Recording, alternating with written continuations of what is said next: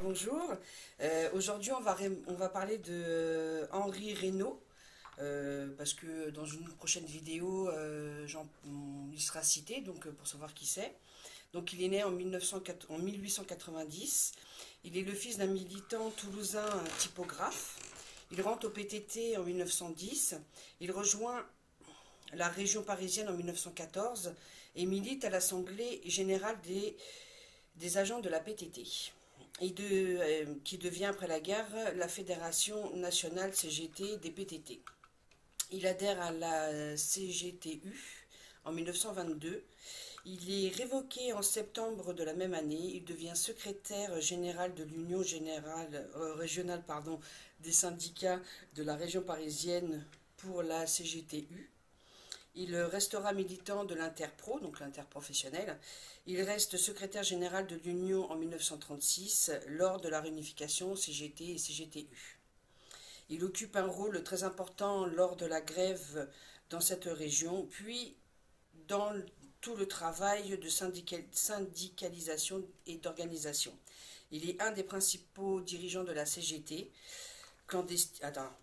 il est un des principaux de la CGT clandestine pendant l'occupation, donc l'armée hitlérienne en France, donc à 8 juifs, il y avait l'armée hitlérienne, donc là il est sur Paris.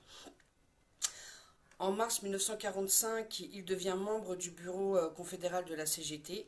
Il prend une place importante dans la confédération sur la gestion de la sécurité sociale et il est le collaborateur d'Ambroise Croizat. Le spécialiste de la question pour le courant réformiste, Georges Buisson, décède en début 1946. Henri Reynaud devient alors le principal dirigeant de la CGT sur ce sujet. Celle-ci est motrice dans la création de la Fédération nationale des organisations de sécurité sociale regroupant les caisses locales et régionales. Il est le président jusqu'en 1955. Il a également dirigé pendant plusieurs années la délégation CGT à la Commission européenne, la Commission supérieure des conventions collectives, ainsi que lors de la négociation du SMIC. Il quitte la direction de la CGT en 1964. Au niveau politique, il est un militant de première heure du Parti communiste, membre du comité national central dès 1924. Il meurt en 1970. Donc, comme je te disais au début, dans une prochaine vidéo, il sera cité, donc comme ça on saura qui c'est. Et, ah oui, il faut que je regarde. Parce que je suis en train de regarder la personne qui filme. Donc, du coup, il faut que je te regarde là. Et en fait, dans une prochaine vidéo, on parlera. Donc, cette petite biographie, elle est tirée de ce livre-là. Et dans la prochaine vidéo, nous parlerons de la préface. Voilà.